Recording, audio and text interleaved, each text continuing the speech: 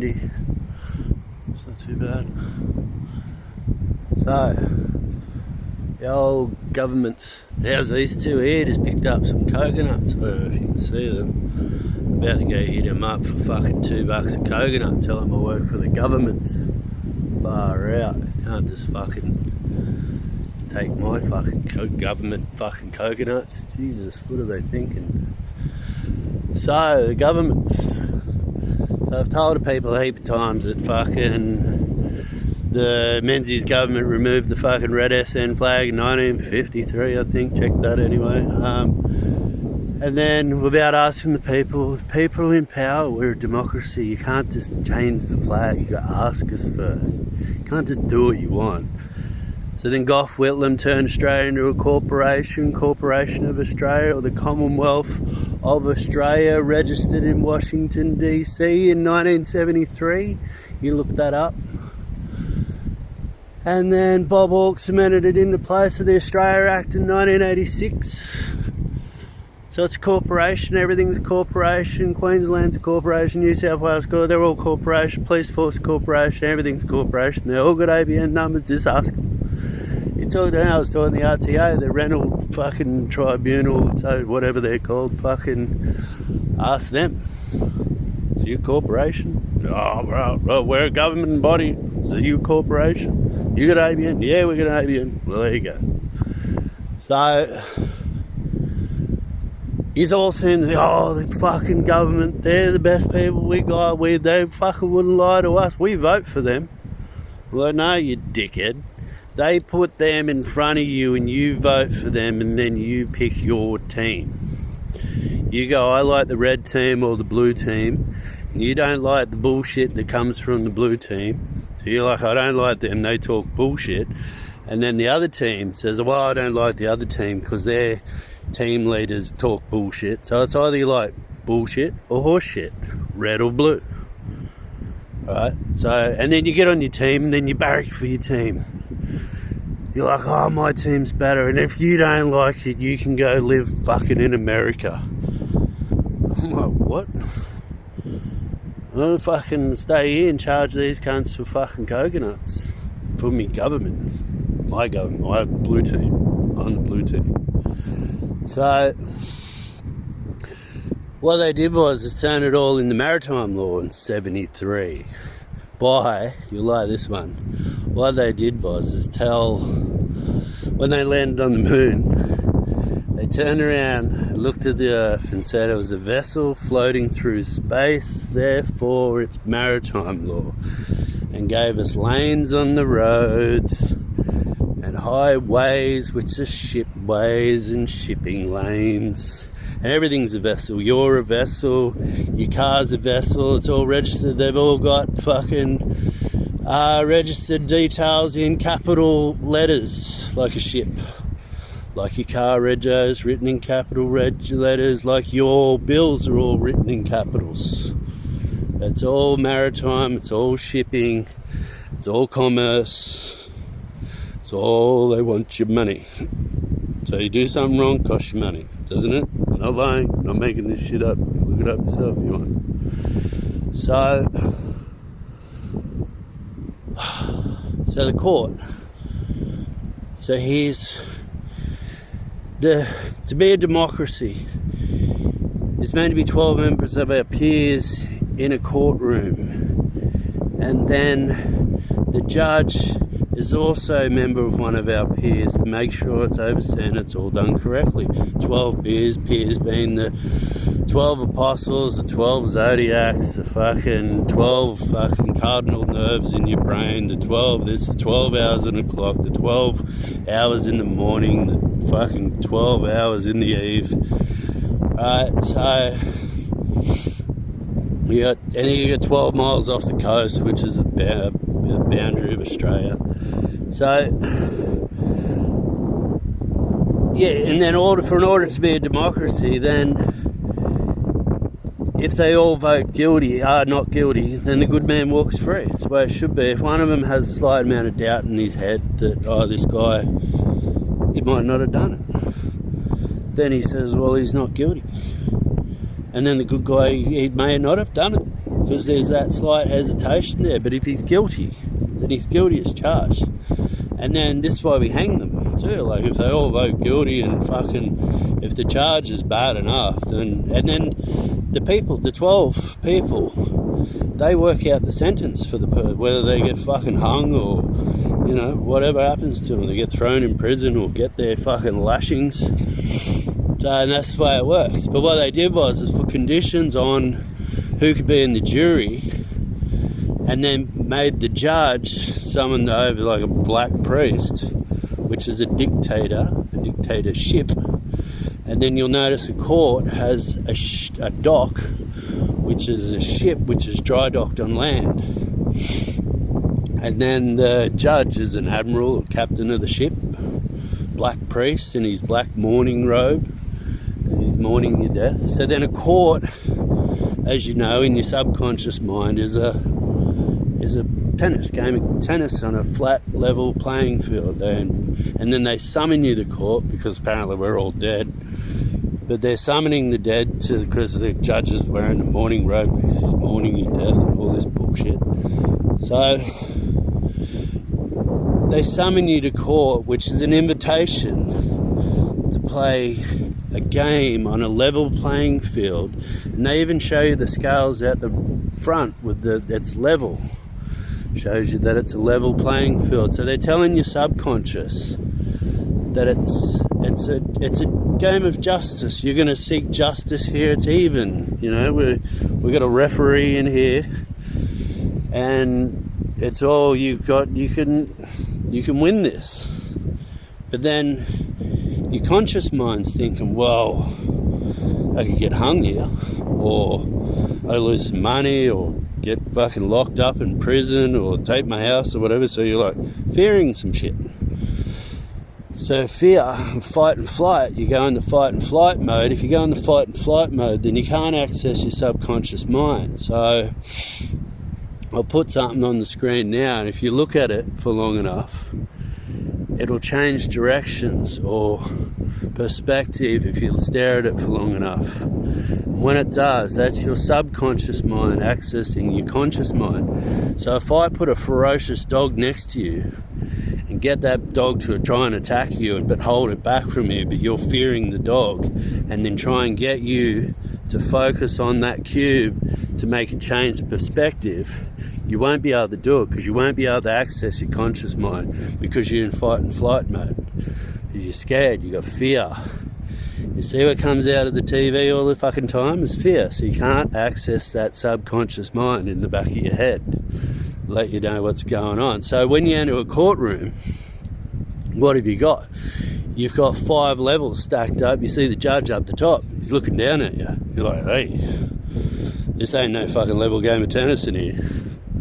You know, he's not down here on the court with me. He's fucking up there. Which is all a game of fucking subconscious fucking shit. So,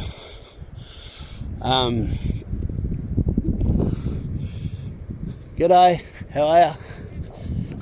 Savage dogs.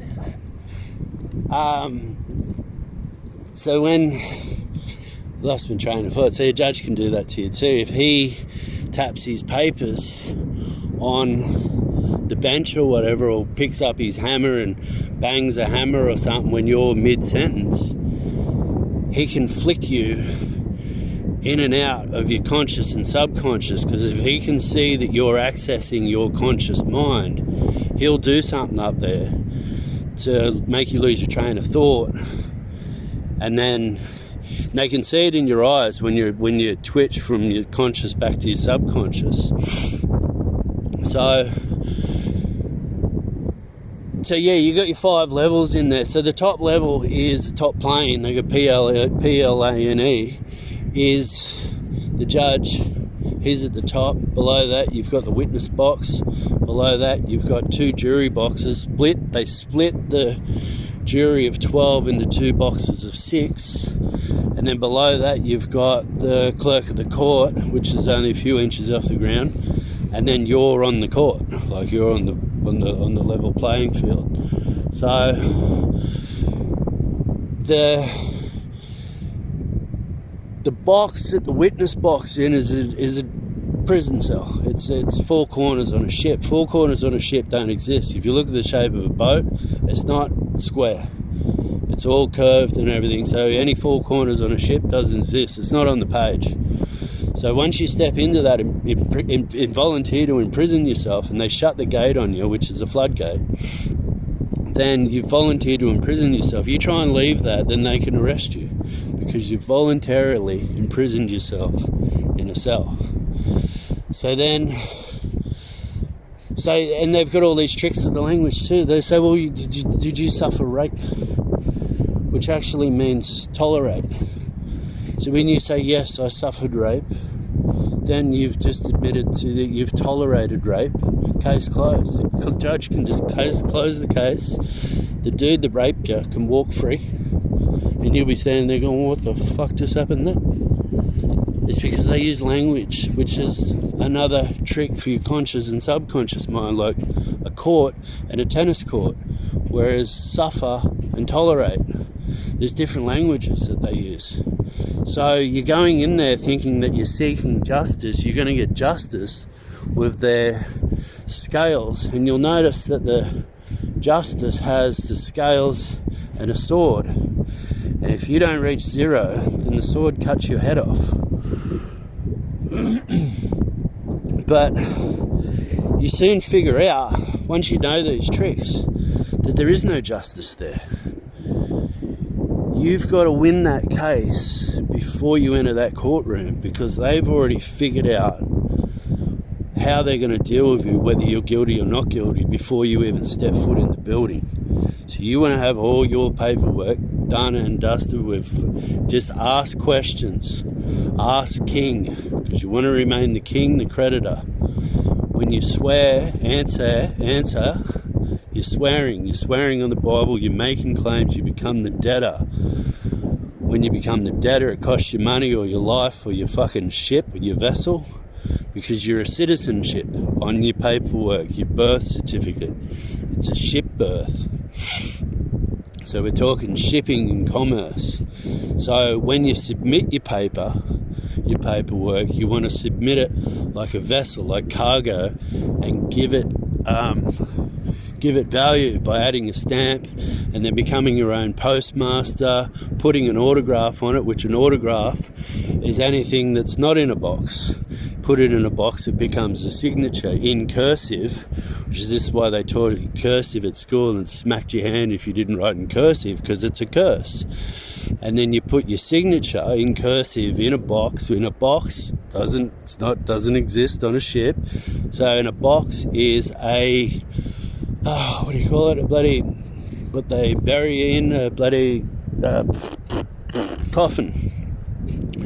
So when you sin in nature, in your coffin, in cursive, you've just claimed your death, like in your passport, your license or whatever, and you'll notice that your ledgers, which is a concrete ledger, same 2x1 shape as a concrete ledger, it's on top of a gravestone, comes to you, and it'll have a clear window, which is a box, which is a coffin, and it'll have your name written in it in capitals, which is the same as the gravestone's got its name written in capitals.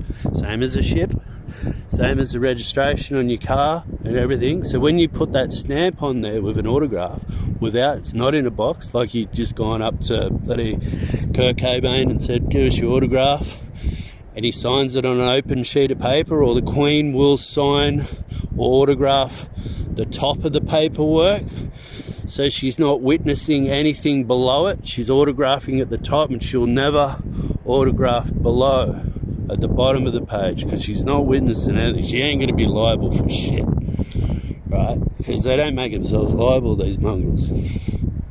So, and she'll sign in purple, being the crown chakra, and it's another story. So, lost my train of thought. So, yeah, so then when the judge asks you if you're present, it actually means that you're pre-sent. Because when these priests, black priests and Catholic priests and whatever, because the Bible is in the court, so it runs off the Bible, and it's all church related, and they're all priests. So when they do your last rite, they it's a spell to reincarnate you back into the slavery system instead of you ascending into the universe. So what they did was they went around in their ships and they were like, take me to your leader and fucking, where's your witch doctors? So they go for the leader to get the bloodlines, and they go for the witch doctors to get anyone that was practicing Tarpanum, which is helps your ancestors ascend into the universe or wherever you end up once you die. So, but what they do is they put a spell on you, a curse on you, to bring you back into the slavery, so to reincarnate you. So they went around and get all the witch doctors and stop people from practicing Tarpanum. So when they ask you at the court, or when you're their teacher as a kid, are you present? You go, yeah, I'm present. It means that you're pre-sent from another time. So when they ask you in a court, is, Joe Blow, you present? You go, yeah, I'm present. You're not actually there. You're pre-sent from another time. You're not living in the court. They're playing with you. They're playing with saying you're dead. So, and then when they say all rise in the court, everyone rises. They're rising you from the dead because they can't take money from the dead. So they rise you from the dead, and then they place you back to death when they tell you to sit back down, so they can take your money. And when someone's in a witness box, anything in a box doesn't exist because four corners don't exist on a ship, and you try and talk to the jury that's in a box, you can't talk to each other because the living doesn't speak to the dead, and you don't exist anyway because you're inside boxes and you're in coffins inside a ship. So, and then this is why you got a lawyer, because the living can't speak to the dead, so the lawyer's there speaking for you to the warship, or the wordship, or your worship. Pretty much a warship. It's a big fucking, you're going up against the machine. So, in your little citizenship. But when you submit your cargo with a registration, like I'm telling you to do, with a stamp, give it value, and submit it as a scroll as it would to a king, and you're asking, you don't put your story on any of your paperwork, you ask the king to do this shit. So you ask the judge, or you're pretty much in there talking commerce about cargo that you've got on your ship. So if you're in the shit, then you've messed with someone else's cargo. So you submit your paperwork as its cargo, and if you register by autographing your stamp, you've just registered your cargo. Then it can be, and then you bind it with brass binding or a fucking wax seal or whatever, and if that's broken, then you're eligible for compensation or insurance on your damaged cargo. So everything's cargo. You're a vessel yourself. So, but a star is born and a ship has a birth, so choose which one you want to be. So this is why they got mini stars at the church, and you've got Hollywood stars and rock stars and sisters and young star. When you're little, you're a young star. So think about whether you want to be a star or a ship, and separate yourself from the other, and make sure your name written in capitals is just your ship, and your deal of everything is in cargo. One other thing about the judge, so he's on top, witness box below, jury box, and then the clerk of the court. If you ask the clerk of the court to look at the paperwork at their cargo, and it's got your name written on it, then if you make claim to that name being you and not your ship, then you make claim to whatever they're claiming you've done, or whatever the case may be. So, and then you'll see a signature on that paperwork. That signature will be from the clerk of the court. So the guy at the top up there, he's just an actor. His signature needs to be on that. So this is why you want to submit your paperwork as a judge or as an admiral of your own ship, just like the guy on his horse writing the scroll to the king, and then you make yourself the postmaster as well with a stamp, and then make your cargo with value, and then ask the king something by sending the guy on the horse to the castle with your scroll. So I'm making this shit up. The world didn't begin when you were born. This shit's fucking thousands of years old, hundreds of years old. Who fucking knows, right? So, and this shit still works the same way, but they've conned everyone into, oh, that shit don't exist anymore.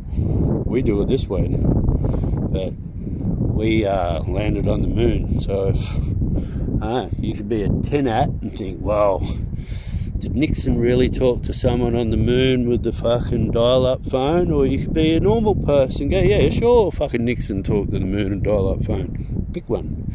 You be whichever one you want to be. So, but there is ways around sinking this big fucking warship with all our little citizenships.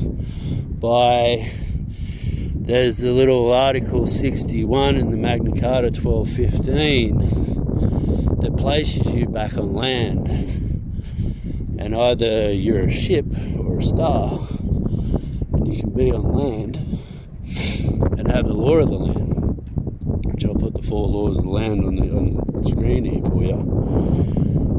And so in order for there to be a victim, there needs to be, for there to be a crime, there needs to be a victim. So when you get pulled over for speeding, there ain't no victim there. They're pulling you over because you're going too fast in your ship. They want money. It's like we're out in sea. The pirates come up to you, go, hey, give us some gold, you're going too quick. You're like, what? Fuck off. I don't know anyone. What the fuck are you on about? Give me some money because my ship's going too fast. You can fuck off, buddy. So that's all that's going on. And then if you're out there drunk in your ship and tell a pirate that he's fucking, hey, you owe us gold because you fucking drunk on your ship, he'll fucking pull out his cannons and be like, righto, buddy, it's game on. Hey, and then they took all our cannons off us. The old rabbit hunter down in Tasmania, his fucking Olympic fucking gold shooting event. So, anyway, sorry about the wobbly fucking camera view. There's my story about the fucking